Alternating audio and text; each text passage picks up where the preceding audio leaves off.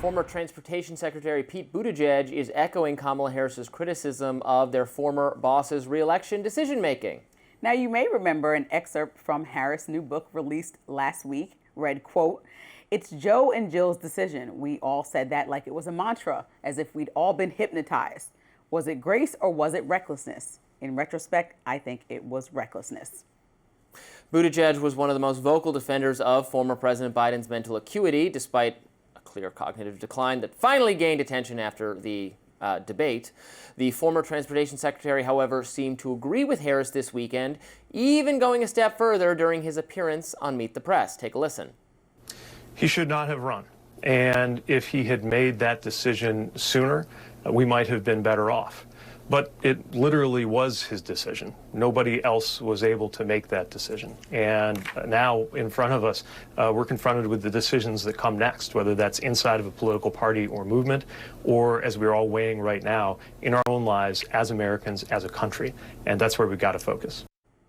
So Kristen Welker, the host of Meet the Press, pushed back on him and was like, well, why didn't you say anything? He's like, well, I wasn't one of the people consulted within the close party, which we learned about a lot about in Jake Tapper's book about that being a very closed circle of people that were consulted. But I just think, I mean, it's just too little too late. Everybody wants to jump on the bandwagon of, oh, I always knew, or like, you know, it's like one of those people who blows up and gets famous and you're like, I always knew he was going to be a star, but you supported them in no way. This is like a ridiculous thing that everyone to me is piling on, from Karine Jean-Pierre starting a while ago to Kamala to now. Like, everybody should have spoke up, because what the American public was told was that democracy was on the line. We were told that the world was basically coming to an end with a second Trump presidency. And this is what riled up several voters, almost half the country, on the other side of the aisle. And so to do absolutely nothing and allow someone who everyone knew was so, you know, unable to lead, to just go forth because Joe Biden said so, to me is absurd. And it looks like a lack of trust and leadership in the party, which has been the biggest complaint. So to just say it now, it's like, you might as well tell the truth about why you were just not saying it, rather than saying, like, you know, that also, you always knew this, and then what? So who said it then? Also, he's wrong. He says that no one had the job, it was no one's job to tell President Biden he couldn't be the president anymore. That is literally the job of the cabinet.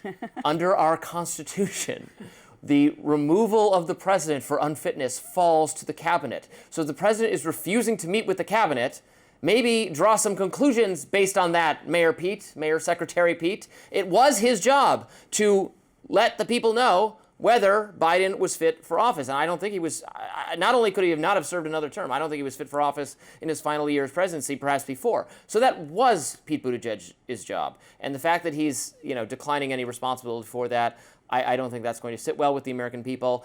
I think and I don't have anything particularly against Pete Buttigieg. Some of his ideas I like more than certain other Democrats. I appreciate that he does a lot of media. He's more comfortable talking to conservatives and alternative media than a lot of other Democrats. I think actually Kamala Harris could learn from him in that regard somewhat. However, like Kamala Harris, maybe even more so, he seems just totally tarred by association with Biden. And she, you know, her name recognition might help her overcome that, as she clearly is going to run for president. Pete Buttigieg, I think, is just going to get swallowed up as he was a deck chair on the Titanic that was the Biden administration. I think there just needs to be a reconfiguration happening. So the fact that we're still even talking about Biden, to me, is not a great thing when people are largely looking at it as overall not the best presidency, not the best economy, and also not the best outcome after all the policies that were put in place, and then Kamala being an extension of that. So to continue to not distance yourself, but also continue the conversation about Biden and attachment to yourself with this book, like placing the blame. And mind you, we only have excerpts from the book, so we don't know. The whole book may be about much more and much greater about what her policies or the future might look like. It's got a bunch of recipes. Yeah, we're going to need to hear something, because I think the American people are kind of like, everybody is just like, what's the issue? Well, what are we missing here? Because people also on the Democratic side felt misled by the fact, and she did say she didn't think Biden had a cognitive decline, but it's just the point that, you know, don't say it now. Just say everything then. It was essential to say then. You got to go one way or the other. She can't pick a lane, which is not surprising. Very characteristic of her comm strategy. That does it for us today on Rising Live. Please look out for more exclusive YouTube content coming your way. Be sure to like, share, and subscribe to the Hill's YouTube channel so you never miss any content. And for those of you who like to listen while on the go, we're now available anywhere you listen to podcasts. We'll see you back here tomorrow.